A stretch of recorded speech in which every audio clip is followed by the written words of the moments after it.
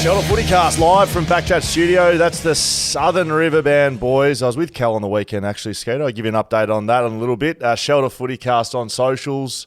BackChat Studios, one of us has a back, one of us doesn't, and it's actually the younger of the two. My back is cooked, Skater. You actually look fresh, though. She didn't have a weekend on the gas. Well, I couldn't. I've strapped myself in here. I've come in. You've come in looking nice, I might add. You're chuckling. You're actually chuckling. We just started. I said, shut up, Skate. We're starting. You're starting. You're chuckling. No, what are you chuckling about? Oh, I just look at the front page of the game, and there it is, Schoey just pointing fingers. And I saw your bobblehead pop up in the middle of the paper somewhere. Yeah, I was involved with the Anzac service, which the Dockers did really well, by the way. And they had, what I liked just quickly about that, they had the ex-servicemen and some women, I think, in between each player. So they did that really well. Oh, that's cool. But let's not muck around. How are you feeling after what was a pretty hot afternoon yesterday? I'm calling the West Perth Subi game, a Swans game, I'm thinking, Schoey's going to be cooked here. Yeah, I feel cooked. I cooked. I think I got burnt. I didn't put sunscreen on. I forgot. For footy, I was probably 50-50 on sunscreen for games of footy. I always felt like it was an extra layer of something I didn't need on me. Blokes were wearing in the game I did, zinc. Yeah, and what do you reckon that says about the blokes wearing zinc? Well, they're smart. Zinc. Like, seriously. If you want sun protection, put sunscreen on. Well, you got 30, zinc, mate, 30 no. Doesn't matter. Zinc is for looks, mate. Just so you know. Anyone running around with zinc on is far more concerned about their looks. You think just putting it under their eyes, what do you think that's about? It's just other than the looks. Let me just say this: put sunscreen on. We want people to protect their skin. Put sunscreen on. It doesn't matter whether it's zinc or it's sunscreen. We've completely gone out of our lane in the first 90 seconds of this. But anyway, put sunscreen on. Well, you didn't put anything on. So at least the bloke with zinc on's got some coverage in 30 or 28 degree weather. Oh, mate, I'll tell you what, I do feel a bit scorched this morning, but that's okay. I might be able to wash it down with the new beer from Shelter, mate. Hang on, are you doing, and far more serious one here, was Jason McCartney, a one-off game for North Melbourne after the Bali bombings. That was a really serious but emotional time. This isn't a one-off, is it? You're going to have to find out on BackChat tonight, Skeeter. We're going to go in-depth for my waffle debut for the West Coast waffle team on BackChat. I'll give you a little bit here on the Shelter FootyCast, but I want people to jump over to BackChat and have a listen. We're recording this evening. If I'm not in a wheelchair by then, I'd be very surprised. It might not look bad right now, but I've literally sat down here and I've strapped myself in and I will not be moving for the day. Now, Skeeter, as I was saying. Hang on a sec. Schofield can't prevent flogging. You are weak as piss not being able to prevent that flogging. Just one-man band. What do you mean? Is there an article? Yes, there's a headline saying, as I said, Schofield can't prevent flogging. And there you are. It's standing there. Looked like you'd had one shelter over the summer and pointing. I don't know, what were you doing? What were you doing there? Having a chat to someone about something. I don't know. I mean, keyword there is flog, probably. I don't know. Seriously. Good on your West Australian. I'm sure there's some more asses being wiped with that this week. That'll be great. Ooh. Now, Thirsty Camel Clanger of the Week. We'll be getting on with that. That could be that article, actually. Thirsty Camel Clanger of the Week. Don't forget, don't run out of your favourites. Grab your shelters at Thirsty Camel. So we'll have to think about that as we go, Skeeter, what the clanger was of the week. I did want to say about the root stout, Skeeter. Did you get your hands on a root stout? Well, given I'm on a day 31 of 50, I haven't touched anything of any significance. So, no, but the root stout is on the agenda once I get back on. No stout and no root for the Skeeter. Okay, so big moments of the round. Let's get into it. Of course, Will Schofield's waffle outing. We'll get into that on the BackChat show this afternoon. Both WA teams in a bit of strife, I would have thought. Yeah, and look, I've got more good things to say about West Coast, believe it or not, than what I have for Fremantle. I think that's genuine feeling amongst fans. I think Fremantle fans agree because of the expectations. It's just been a butchered season. Yeah, and it's happened early. It's happened ugly. And now, is it okay? In many respects, you finish outside the top four. I know there was only a point in it, but was the club getting ahead of itself? Did they not plan properly for what was to come? Was the expectation from externally and from people like yourself and Docker supporters thinking that the natural progression was just going to happen or it was going to happen? I still can't put my finger on, Schoey, what exactly is wrong with the team. I mean, their effort is there. I know they're trying. I mean, they're going, they're having a crack, but the methodology seems something that I think's got lost in the process. I'm going to keep banging on about it because hopefully it's something I have got right this year. I think I spoke about this on radio on the weekend, and the more I speak about it, the more I think it could be right. I think I was quite critical of the trade period when they brought in Jackson. I think Jackson's going to be a great player, but they lost depth because of it. And, Lloyd Meek and Griffin Logue and Darcy Tucker and Blake Acres. Even Rory Lobb. Yeah, Rory Lobb. Like, these guys, they're not your highest paid on the list. And, sometimes those guys weren't playing. So it's not like they, swapped out 5 players for 1 or 2 with Amira coming back. But they lose Mundy, plus those 5. That's 6 guys that at stages last year, they all played. So there's 6 players that have come out of your team, and they're depth guys, all of them, other than Mundy. But even Mundy towards the back end, I mean, he was that, half-forward, mid guy, outstanding player, but Brayshaw had taken the mantle as the number 1 midfielder, right? So they've lost 6 depth guys that and also haven't limited replaced. Limited culture. Griffin Logue reportedly... Well, Griffin Logue and Blake Acres ran the fines, and you can say what you like, but that is a very, very important part of the footy club. And you can have a laugh about it, but it is. I spoke to one of these FREO blokes. I actually stepped some young kid out in the boundary and left him in my dust and hit up someone in the forward line, the waffle on the weekend skater. You see it. You'll find the highlight. You'll be going into work soon. You can search the archives. And I asked one of these FREO guys, who runs your fines? And he said, we haven't really been doing that this year. And I scoffed at him. I said, you blokes won't be going far this year. I honestly think it's a huge part of footy is to get in a room, have a laugh, take the piss out of each other, have a laugh. Everyone gets a bit, if there's a bit of underlying tension, do the fines, get it all out in the open, take the piss out of each other. That's what it's actually about. And as silly as that sounds, it actually handles a fair bit of stuff. Like, men are pretty simple beings, Skeeter, as you and I know very well. Yeah. Right? I think it handles some stuff that may be going on at Freo that just sort of bubbling on under the surface. You get out in the open, have a laugh, and move on. Yeah. I mean, there has to be something with the way they're playing as well. That's part of the issue. So why does it go from? Well, why does it go from last year? Their game style holding up or standing up in big games because they did it. It wasn't luck. They did it last year. To now, what's changed? Well, what's changed is that clubs last year didn't really, I don't think, they had a handle or maybe respected or a bit of both what Fremantle was doing. You can't tell me that a team that finishes 5th, almost in the top 4, isn't going to get some real scrutiny from. You just think of someone like Ross Lyon, game 1. Yeah. Do you think he would have broken that team down, that style of Justin Longmuir down to a T before round 1? And I even think that match was quite pivotal in the mindset and also the season that is unfolding now. So, no, I think there's a lot to do with other clubs putting work into denying Fremantle the way they want to play. But yeah, guys like Brayshaw haven't been playing as well, haven't been afforded that opportunity. Sarong, I think, has been terrific. But even going through some of the disposal efficiency numbers, he needs to improve it. He's a young kid. He's still very early on in his I don't ever career. Look at it. I hear that rolled out a lot, the efficiencies. I never look at that. Why is that? I just think you're gonna hit and miss targets in AFL footy, and I understand there's some guys that a Pendlebury or. Well, let's go back to this. I did a debate with Carl this morning, and I said, look, Sarong's leading the Doig medal. I think he'd be in front as we speak. And he touched on his disposal efficiency. I said, well, I went through some numbers. He's actually gone at 68%, which is, and Clayton Oliver, who's currently 3rd Brownlow medal favourite, 68%. The Bont on the weekend, on Friday night, went at about 80 or 90. That's elite. That's top shelf. So, look, I think it's important that, but also where Sarong, for instance, is getting his footy in that congested area. I mean, the hat kick forward, I know it's not pretty, but often that territory gained. So what do you use? It's never been a thing that I've judged good players on. Is their efficiency by foot? Like I judge players on the ability to win the contested ball. So Tim Kelly, for instance, 63% this year. Couldn't care less. But he's leading the Worsfold medal, I would suspect. It's not something that gets highlighted in team meetings at footy clubs. If you're missing targets, it's really not. You're expected to work on your skills and so what be is a skillful player. What's the barometer then? Winning it. Yeah, I mean, it's talking about it probably sounds like I should hold more value to the efficiency side of things, but I don't. Yeah, winning it, the way you win it, like for me, honestly, is like how you play your role. Like, what's your role? If you're an inside mid and you're meant to be distributing it, like get it going our way, that's fine. I think get it going. I think what you said there, get it going your way, and there's If you're so an many bodies outside around the winger, football. if you're an outside winger, You need to be higher than 60%. correct. If you don't have any pressure on you, you need to be delivering to the forwards. You need to be connecting inside 50. I would look at parts of the ground efficiency.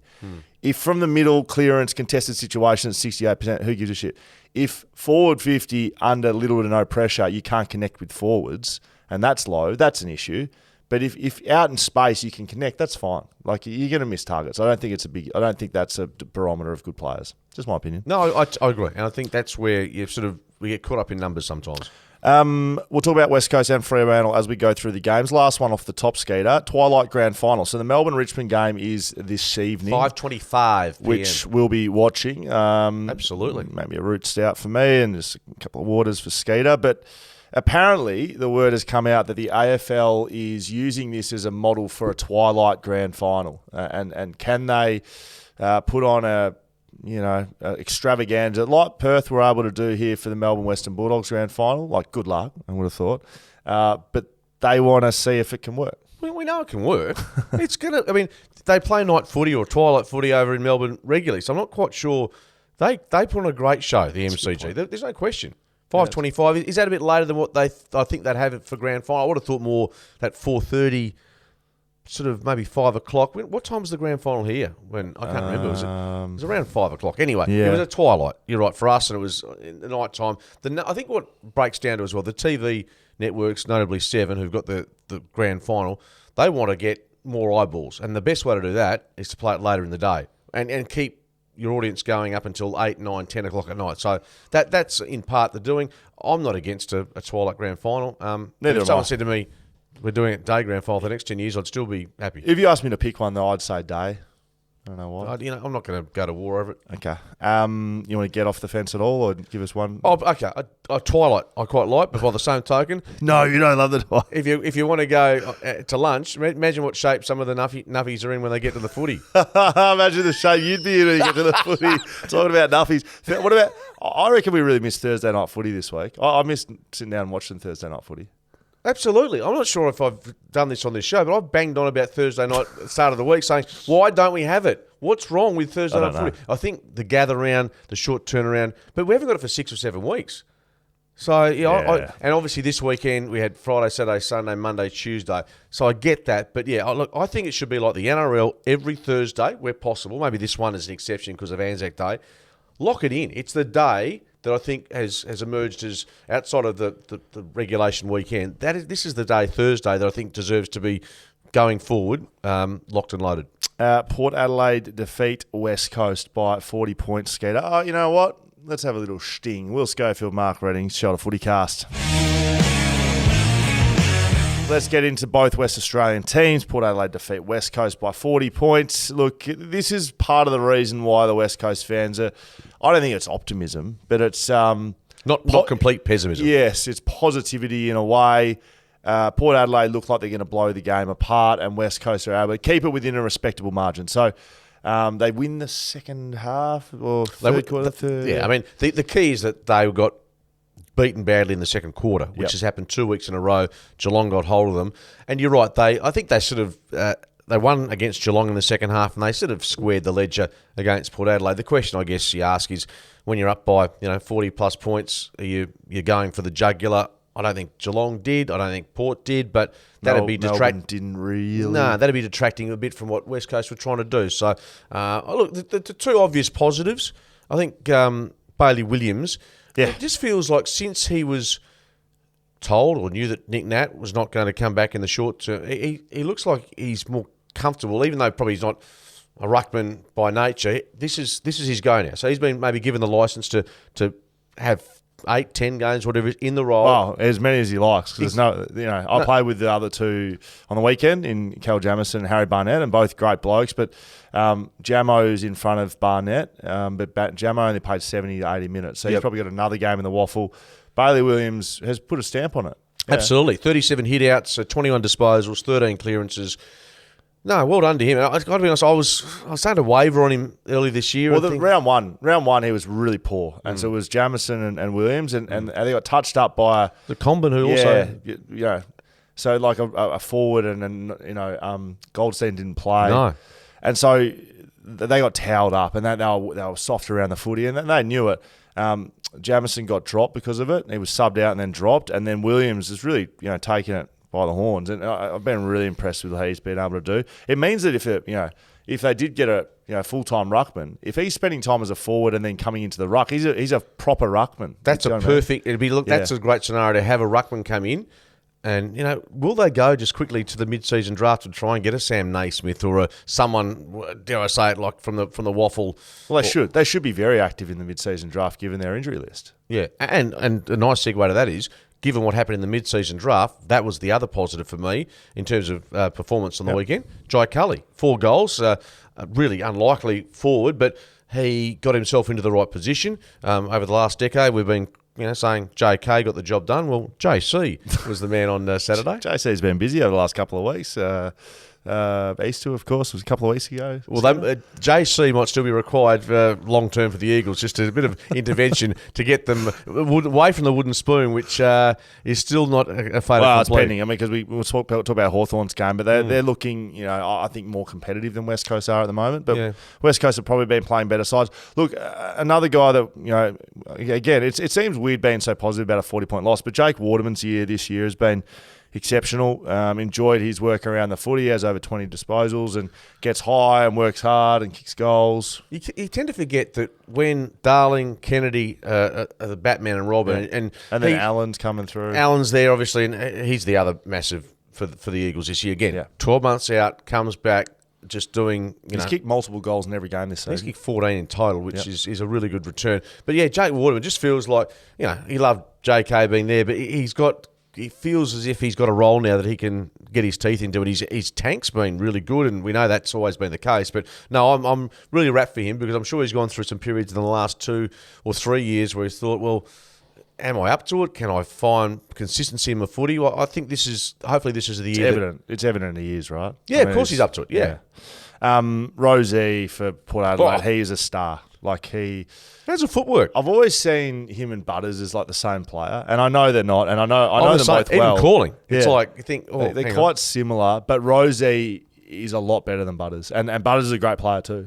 He does some really nice stuff, but Rosie is starting to move into that category of really high-end midfielders. Like some of the stuff he was able to do, get space when there's no space. If you're talking about efficiency, but by foot he's very good. But you're right, the space where there's no space, and I don't know if you've played with players of that ilk. I'm trying to think of guys like Judd had more that Kerr's the guy. Acceleration through stoppage, but you're saying Kerr's the guy. The shimmy. The bang, bang, bang, like a little step. So, Luke Shuey. Luke Shuey's another guy like that. So, I mean, Finlayson kicks 5 and they get done. Tom Barras was better and I thought held up quite well, but Port Adelaide get the job against West Coast. Just let me touch on Luke Shuey briefly. He'll miss more weeks and he won't be back next week. No, of course, he subbed off and it looked bad. He came back. I saw his ankle yesterday. Got a bit of the footy. So it's no good. Is it ligament damage potentially? I don't know. It looks like he doesn't have an ankle. It's just like a balloon. That's no good. And look, here's a bloke. He must be thinking to himself, is it, he played 17 last year, so I've got to put that at the back of your mind. But he just can't get any continuity in his footy. Now, I don't know if that's bad luck. Put Elliot Yeo and Jeremy McGovern in that basket too. Totally. But do blokes just trying to get into what they're thinking at the moment? Do guys like that think, well, if this continues for the rest of the year, then I've got to ask the question, or the club will ask the question? Well, I'm sure. And Luke Shuey and these sorts of guys are big enough to say, I can't do this anymore. I don't know where his mindset's at, but I think that's where you can be a little critical of West Coast, right? They can't get their best. Those 3 guys are probably their best 3 players, aren't they? Yeo McGovern, most credentialed, yeah. Shuey, yeah. And Nick Nananui would be in there, but he's ageing. I would say those 3 guys are their very best players, and they haven't been able to get them on the park. So say what you like. I've deflected a fair bit of the injury news, but they can't get them on the park. If you can't get your best players on the park, you can't win. But is that the fault of the strength and conditioning, or is it the blatant obvious, which is staring us in the face, that these guys, their bodies, and through no fault of their own, just can't handle the rigours of AFL footy anymore? I don't know. You see senior guys, like David Mundy plays. There's guys that can do it and guys that can't. No, but their bodies aren't allowing them to. So perhaps, the decision will be taken out of their hands by the fact that they say, well, I just can't go through another 12 months like this. Maybe. Western Bulldogs defeat the Fremantle Dockers by 49 points. Big win in the end. Geez, they were good. Their mids and you talk about contested footy and the Bont, 3 Brownlow votes to me, although Trelaw was outstanding as well. Yeah, Trelaw was very good. He'll be coming up on BackChat this week, Skeeter. Very good chat to him during the week. Look, he set it up from the midfield for the Bulldogs, but I thought it started before that. There's been some talk about it in the media. I saw Justin Longmuir question about it in the post-game presser about the targeting of Rory Lobb by the players.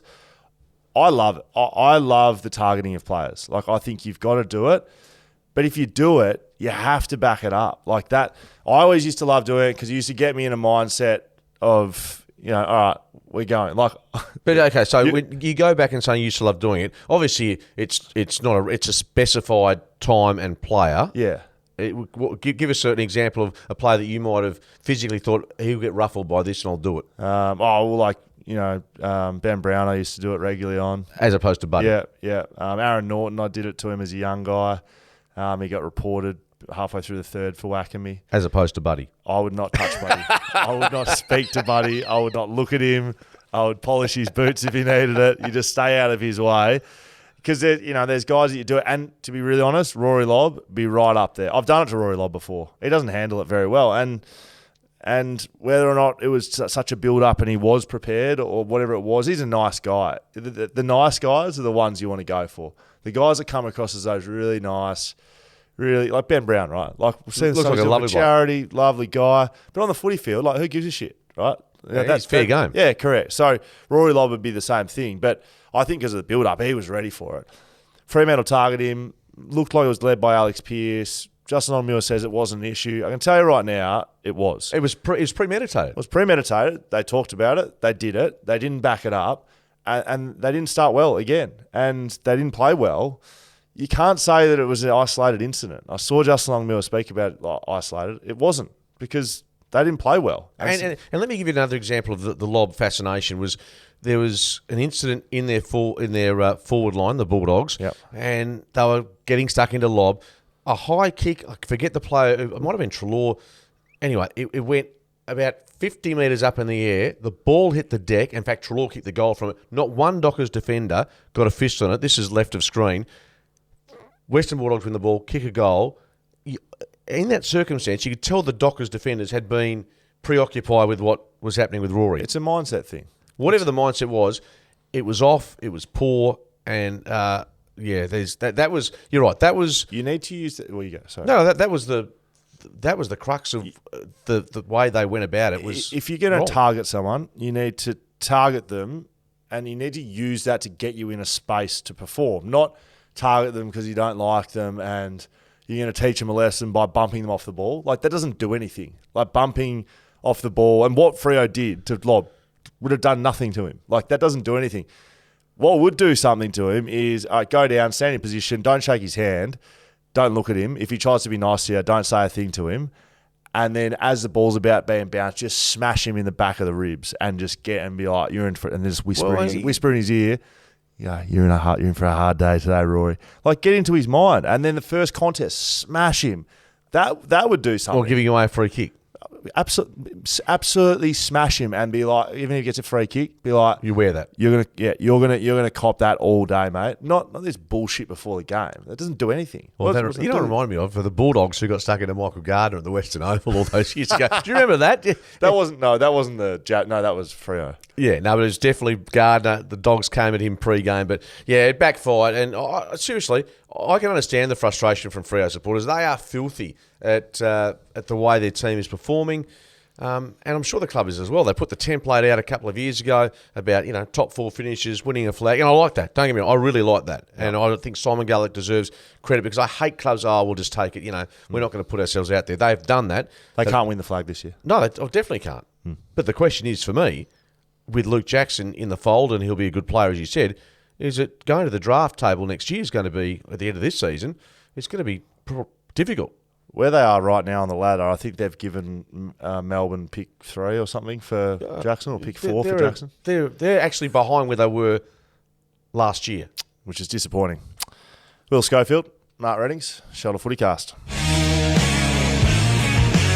Now, we don't have every game to review, Skeeter, because there's No. a couple of games coming up. We'll get into those at the back end, but we'll go through the games that have played. Brisbane defeat GWS by 21. Who did you pick for Freo Bulldogs, by the way? I took Freo.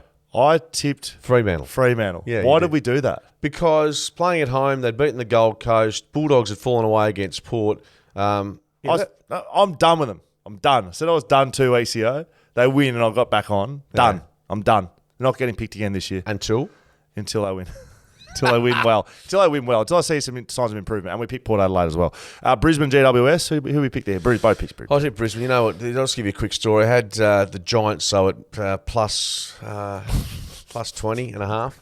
Plus 20 and a half. You know what they got beaten by, don't you? You know what they got beaten by? 21. My God. 21. And you don't reckon Have you won a bet ever? I have one bet, but I'm finding ways to get rolled, and it just does your head in. It was a closer game than maybe it looked. I thought Brisbane were pretty much in charge of this game. In control. Charlie kicked 7. I heard something. Eddie Betts said he texted him. He wanted 10. He kicked 7. He kicked 7-2 or 7-3 maybe. One of them out of his absolute arse. Like he meant it, but when you mean something, you know, like you're hoping that happens. Like that little soccer goal would probably win goal of the year. It probably will. Yeah, I don't know. But who knows? Given the way it's been judged at the moment, and I'm just going to digress. Speaking of the Giants, Harry Himmelberg the week before Didn't get mark of the way. took the mark of the round, a match-winning mark in essence. Didn't even get the mark of the round. Who got it? Waitman did. didn't he? Waitman did it. So who knows? It's a vote. It's a joke. But the Brisbane Lions, I know it's not much. They haven't. What did they beat? Hawthorn. Who did they beat last week in Adelaide? Whoever they beat in Adelaide. Yes. And they gather around. And now another victory. They are starting to just build nicely. They've still got, I think, prove their form in Melbourne, but they're on the move. And their midfield, we know that Lachie Neale's numbers are down a bit, but that's because Ashcroft, Dunkley are starting to win their footy and help them out. So it's a different looking setup for Brisbane, but I think, and up to Gabba, they won't lose a match this year, I don't think, during the home and away season. They're just too good. Haven't they already lost one? Yeah, they have. Did they? Did they lose one? I'm pretty sure they did. Who did they lose up to the Gabba? I'm sure they did. I think they did. I'm Did sure they? did. You Yeah, sure? absolutely. I don't think they did. They beat Melbourne Matty's in round in here. He's going to 2. look it up for us right now. Who did they lose to at the Gabba? You say they didn't? I say don't they know, have. but my memory is just about short, and I haven't been drinking, so this is a concern. Who did they lose to the Gabba? I don't think they have. We'll come back on it. Let's see if the boys can find it. Geelong defeats Sydney by 93 points. Look, I know I've spoke to a few people over the weekend. Geelong are back. Look, what's the update? Means you're wrong, I'm right. They haven't been beaten. Oh, for fuck's sake. Yeah, they beat Melbourne early on, and then, beat Oh, Collingwood. they beat Melbourne. That's right. And they beat Collingwood there. Yes, Easter Right. Thursday. So they're actually going fine. But you've been bitching and moaning about Because it. I picked them for the premiership, and I've tipped them down in Melbourne twice, and they've burnt me. So, but I'm back on, baby. I think people think Geelong are back on, baby, but I'm still not convinced. 93 points against Sydney. Okay, great. It's a massive beat up. But you got to understand this Geelong psyche, right? And they do it all the time. They do it for milestone games. They get up for the player. They do it for big moments because they're older. They need these motivational tools, right? And they've unveiled the flag. The 4 premiership captains were there: Harley, Ling, Selwood, and I'm forgetting the older premiership captain of Geelong.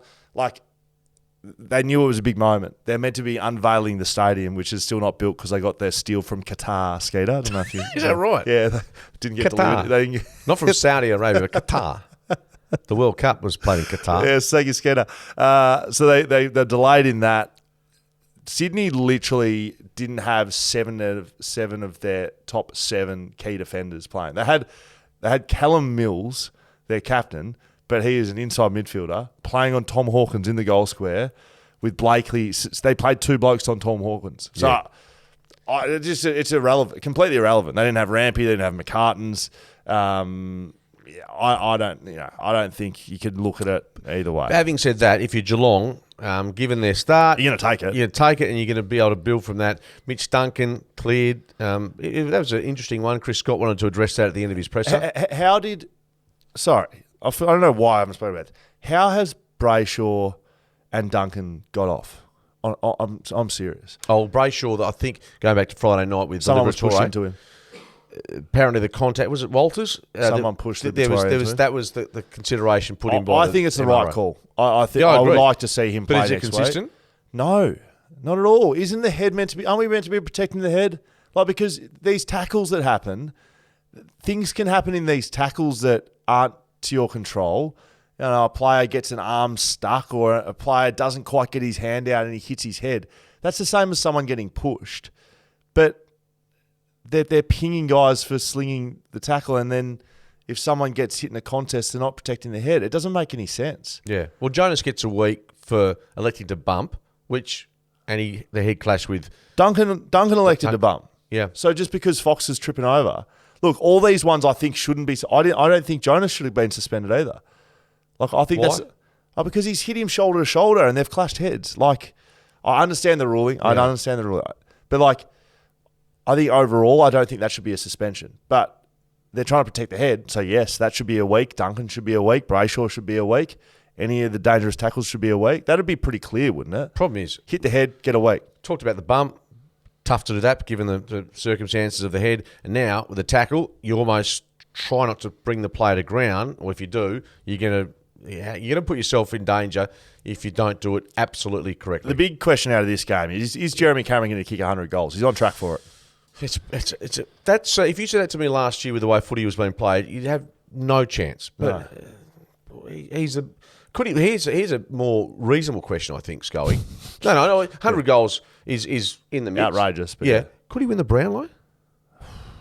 I mean, for Geelong, who's taking votes off him? Midfielder's obviously going to be... I mean, you're going to have Nick Dacos as the favourite at the moment. Dangerfield Oliver's there. Arguably better. Like, he played a very good game on the weekend, Dangerfield.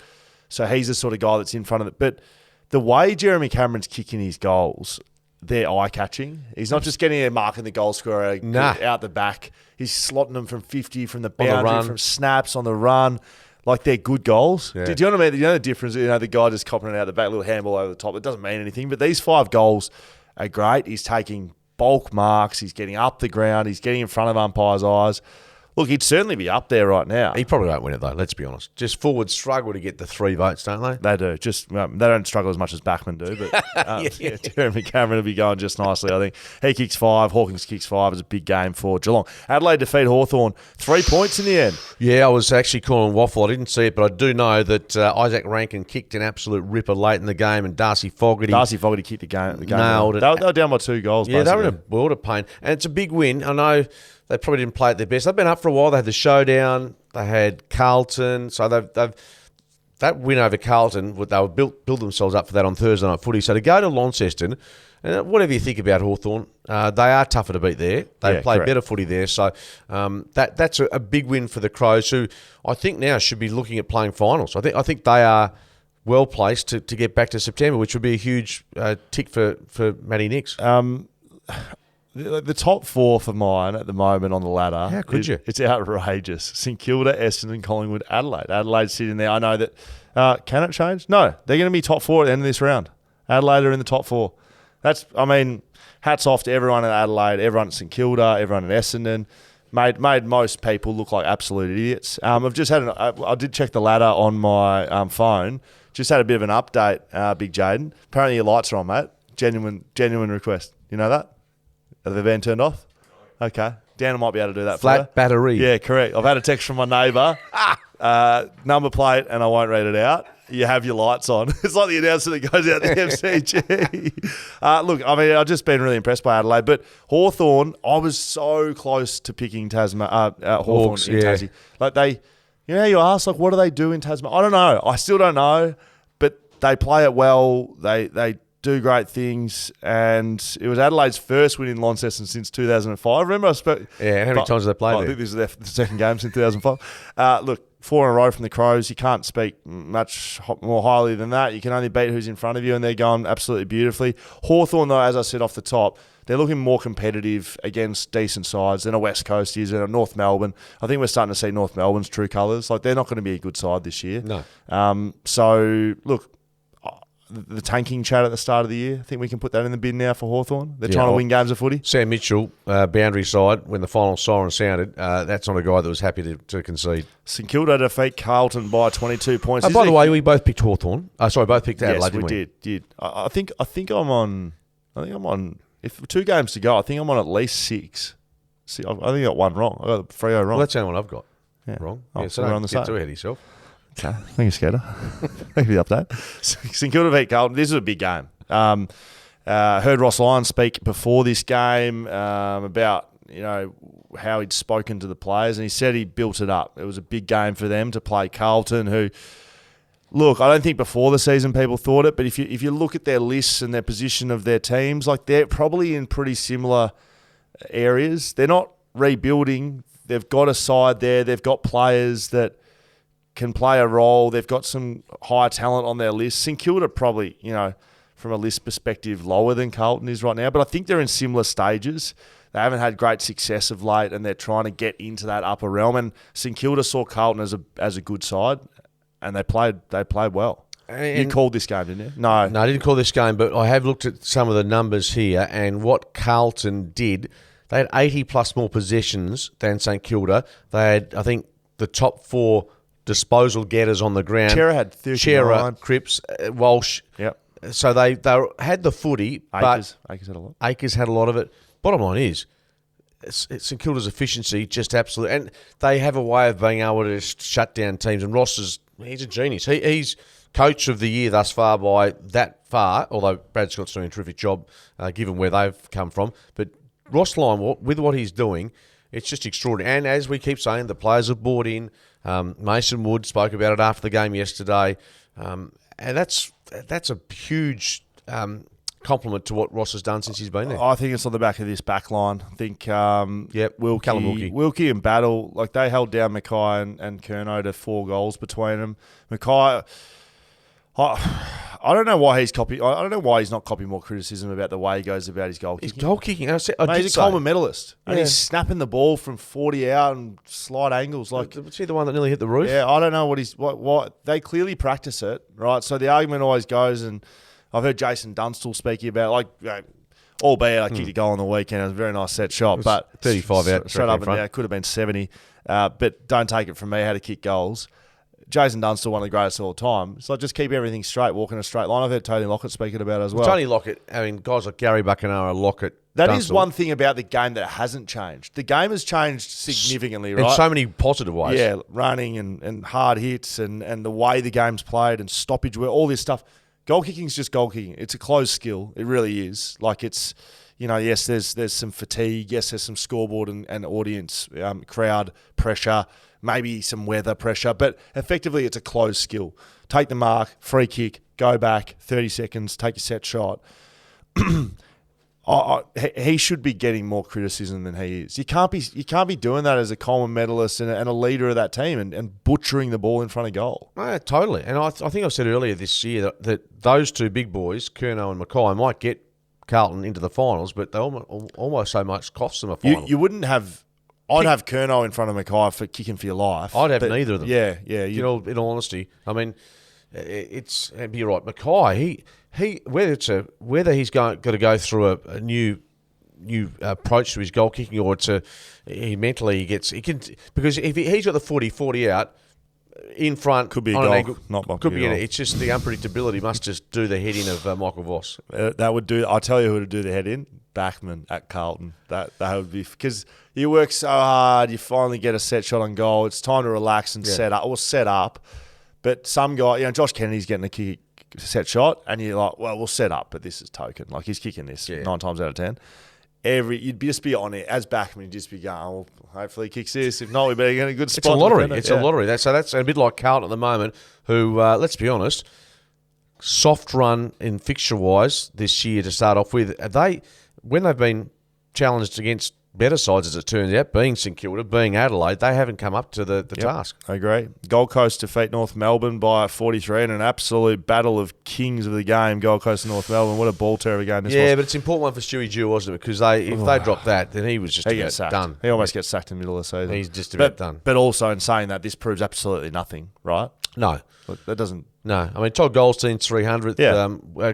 Congratulations to him. And as you know, having played 194, that is a magnificent achievement. Yeah, absolutely, mate. 300. I mean, I was surprised to an extent. Like 300, mate. He's only the 100. He was the 100th player to ever do it. Yeah, and that's not a lot of players, mate. Like that's over top, the journey. That's massive, top tier stuff. And hats off to him. He's been around for about the same time as I have, and it's a 2 mil I saw Go off Miller injured? knee injury. So they'll be having scans today. I'll be finding out that. But it didn't look good. He couldn't put pressure on it. And, they've tried to put a bit of a positive spin on it, but it didn't look great. Interestingly, Sheasel, the favourite in the NAB Rising Star, was tagged by Holman.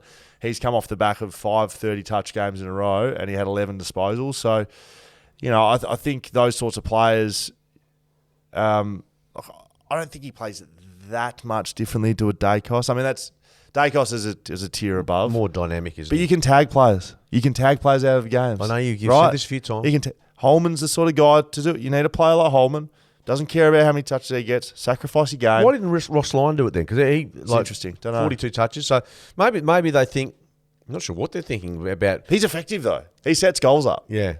I don't know. I don't know why Ross didn't do it. Anyway, that's why you and I are not coaches of AFL teams. And we've spent about 45 seconds or a minute longer than we should have on the Gold Coast, North Melbourne. All right, let's get into a couple of previews. Mark Reddings, Will Schofield, Shelter FootyCast. And make sure you're thinking about the clanger of the week, thank you, Skater, while I'm going through these, because I've got one that we've already spoken about, and maybe you can have a think about another, but we'll see how we go. Previews. Melbourne-Richmond tonight, 5:25, MCG. I'm looking forward to this one. I think it'll be a good one. Richmond's only won one game on the year. Do you know that? No, well... They've won one game. And did you know that? Drawn one. Yeah. That's not a win, is it? No, so it's... Well...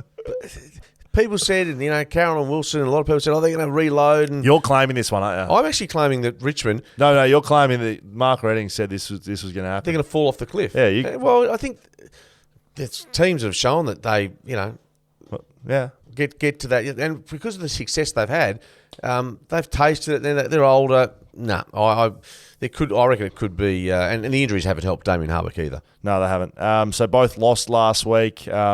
Melbourne struggled under the pressure of an Essendon side that, is proving to be a good side in the competition. It's a big inso for tonight. Yeah, so Jake Lever comes in, Max Gawn comes in, Michael Hibbard comes in. So they're three really big players for them. Absolutely. I think Max Gawn spends a fair bit of time forward. Yeah, and let Grundy continue just to get him back. I think it's a really good call. Jaden Short returns for the Tigers. He's a big in. He's a good player. He's in. I think Richmond are the sort of side that could do what Essendon did. They're a pressure side. They haven't been up to it, but they are the sort of team, given the quality they have, I think they can put the pressure required. But I think what you're seeing from every Richmond performance this year, even going to the Bulldogs, they had a really huge, I think, second quarter. They have a quarter against the Swans. The last term, they've a bit like the Eagles, I suppose, or teams that aren't performing that well. Yep. They have quarters where they just go missing in action. Collingwood, happy? Who are we picking? Tipping Melbourne. Did we pick this before? I don't know if we picked We probably have. Melbourne. I'm picking Melbourne too. Yeah, me too. Collingwood v Essendon, 1:20 Tuesday, MCG, Anzac Day clash. This is shaping as one of the biggest Anzac Day clashes that I can remember. Well, really. do you remember what you said? First time, Essendon, nearly 20 Collingwood. years, both in top four. Nearly 20 years since that's happened. That's needless to say. You're right. That's why there's a bit on this. I think the weather's going to be half decent. So no, I think Collingwood. Zach Merritt's a massive loss. That's in terms of what he brings in the midfield. I'm bullish on Collingwood, have been, but they're being stretched a bit. You're right with the ruck situation, McStay.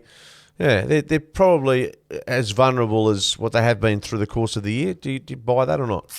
Yeah, I'm kind of thinking twofold. Bombers will have been right up with that win over Melbourne. They would have built themselves up to win that game. And sometimes you can get a big drop off on the back end of that. And Collingwood, they've got some genuine adversity with their tools. They're not available. But I think they've proven over the last 12 months that they can find a way to win. And that's kind of how you would summarise Collingwood, right? It's they find a way to win. There's not too many changes. Degoe missed last week, so he'll come in. He's a big in. They might look at Kruger. If you remember him, Josh Kruger? Yeah, Josh Kruger. So they've got guys that can come in, but there's not a lot of changes on Essendon side either. So Merritt goes out. He's a big game player in the past. And I saw him on social media put up how disappointed he was to be given a week at the tribunal. You don't see that too often, but he put actually a little post out and said he was really disappointed not to be playing in the Anzac Day clash. So who do you think wins this one? Well, given neither of us rated Essendon at the start of the season, you're clearly coming around and the evidence is there. They're playing better footy, Yes. but Collingwood's a better side. They win. All right, very good. I picked Collingwood as well. That's it, done and dusted. We've got a couple. We've got a question from a listener and the Thirsty Camel Clanger of the Week coming after this. Will Schofield, Mark Reddings, Shelter FootyCast. The Thirsty Camel Clanger of the Week, Skeet. I'm going to give you one of them, and I've got another one, and I've just thought of it, actually. Very good. Rory Lobb. I think the Fremantle Docker obsession with Rory Lobb cost them the game in the end. I think that's the clanger of the week, thanks to the Thirsty Camel. I won't disagree. Well, I thought you were looking for something a bit skew-if. Yeah, you give us a skew-if one. No, I trust something personally. I've normally got one a week that I stuff up around the house or something. But the Thirsty Camel, yeah, I do agree with that. I don't think it cost them the game, to be honest with you. Right. They were beaten by... That'd be paying the Bulldogs a disservice. They were outstanding from the start and deserved to win. But you're right, it's a clanger, a blue, and for Thirsty Camel, I'm happy to roll with that one, Schoey. You did actually remind me of the text message that you sent on Monday that I didn't read out on the last show, and I'm going to read it out. You wanker. So this has come in from an anonymous source. No, it didn't. It didn't come from an anonymous source. If we're going to be honest, it came from my daughter Olivia. I was going to say, Dad has been complaining. I don't know who this is about. Dad has been complaining about tyre pressure being really bad the last few weeks. He's called Kia to ask why the pressure keeps going down even after he's put air into the tyres. So Dad asked Mum to go with him yesterday to fill them up. Mum starts putting air in, and Dad goes, "Why aren't you holding the silver latch now?" Mum goes, "Because that releases the air." So basically, Dad thinks he's been stopping at the servo, putting air into the tyres, but really he's been letting them out. He's been letting air out of the tyres. Oh. There you go. There's your Thirsty Camel Clanger of the month. And Schoey's back is absolutely seizing now. He's laughing so hard. I think they might listen to this. I've got one little last one for the Thirsty Camel Clanger of the Week. And don't run out of your favourites. You can grab your shelters at any of the Thirsty Camels around this great state. I just want to give a big shout out to the East Fremantle Sharks fans behind the the verbal behind the Laker, the Lathlane end down at Perth Stadium, down at Lathlane Park, whatever it's called, Mineral Resources Park. Third quarter, walked down there on the yaps to me. First one, I just gave him a stare down. There was a younger kid involved in it, so I thought I won't. Don't tell him to F off. No, correct. I just left him. I just gave him a stare and a laugh and a wave kind of thing. Giving it to me. It was good. Walked up. They kicked a goal. Came back. Yeah, what do you think of that one, Schofield? Like, giving it to me. So I said something like, I'm pretty sure that you're allowed to come out on the ground at 3/4 time. Why don't you come out to the huddle and have a chat? That was my first. And then, bang, they kicked another goal. Came back and they're like, yeah, absolutely giving it to me. And so I start giving it back. I was like, that's enough. I start giving it back and I'm spraying it. And so hang on, who's the East Fremantle opponent you're on? 24. It wasn't Juppy. It was Jansen? Yeah, Jansen. Yep. So Because Juppy's a bit of fun. Yeah, so no, they had no input whatsoever. I'm giving it back, right? And it was back and forth. And I said, all right then, fucking watch this. Turn around, center clearance. Like, I just I was going to smash someone. I was just going to do something to fire him up. Ball comes out, and I took that mark. That was the moment. That's the moment I took the mark. Dan's got all this on video. Dan was next to the fans when it happened. I've taken the mark. I didn't even look back. I knew this was the moment. Went back, smashed it through the goals. Celebrated with my teammates for about 4 seconds, but my real priority was to get back down to the goal square and just to absolutely fucking give it to him. And I gave him every bit of it. I'm pointing at him and giving it to him. Anyway, we're 100 points down, so it didn't really matter too much. Did they cop it sweet? Thirsty Camel Clanger of the Week. No, they kept coming at me, but talk about it on 6PR. Probably talk about it on the Shelter FootyCast. So if they are listening, stick it up your ass. And just quickly, I've got a shout out as well. At the clubhouse, I was hosting something for Fremantle. I was racing to do the Anzac service. Yes. Got pulled up by a lady who said, love to get a photo with you. I thought, this is great. Channel 7, 6PR. No. Love you and Schoey on BackChat. I'm going to email Schoey to say, look, we've caught up, and she was besotted with the show. She was beside herself that she got to meet Mark Reddings from the Shelter FootyCast. After 30 years in the media, and they all want to talk about is this stupid podcast you and I do together. What is this saying? Do you think it's a positive thing on your career? I'm finding a new audience. Someone under 40 maybe, or 50 might be the go. I reckon that's what we're heading towards. Now, we're going to finish off with this because it is a good question, Skeeter, and I love our listener questions. So you can either hit us on Instagram, which is Shelter FootyCast. You can write back on on the comments on YouTube, or you can send us an email, footycast@shelterbrewing.com.au. Adam Hart writes in, Skeeter, with the ease it now seems you can be rubbed out for giving someone a head knock, do you think it's time to revisit the discussion on making the Brownlow the best player in the comp and not the fairest and best player? No. I think it is. I think this is a bit of a... I really do think, given how harshly I think the AFL is going to need to protect their head, they're going to need to start suspending players for those actions that I spoke about earlier in the show, the Brayshaw one, the Duncan one, they've done the Jonas one. Their footy actions, they hit heads. Tom Liberatore was knocked out. They're going to have to start suspending players. They are. Whether they're not doing it now, I don't know why, but they're going to have to. Otherwise, they're going to have... The first 5 favourites, you're saying... Millions and millions. Yeah, correct. And they're going to have millions and millions of dollars of lawsuits if they don't start suspending players for doing the wrong thing. I think they're going to have to start... There's going to be a player soon, otherwise, that wins the Brownlow medal that's been rubbed out. Yeah, well... And that's not a good thing. I guess the margin for error is going to be really narrow given what's happening with the rules. And look, I'm going to go down a slightly similar path. I think this is a great argument now for us having a week's break between the prelim and the grand final, because someone like Tom Liberatore, let's say the Bulldogs are playing, that's a prelim final. It'll happen. It'll happen to a big name where there's a concussion in a prelim final.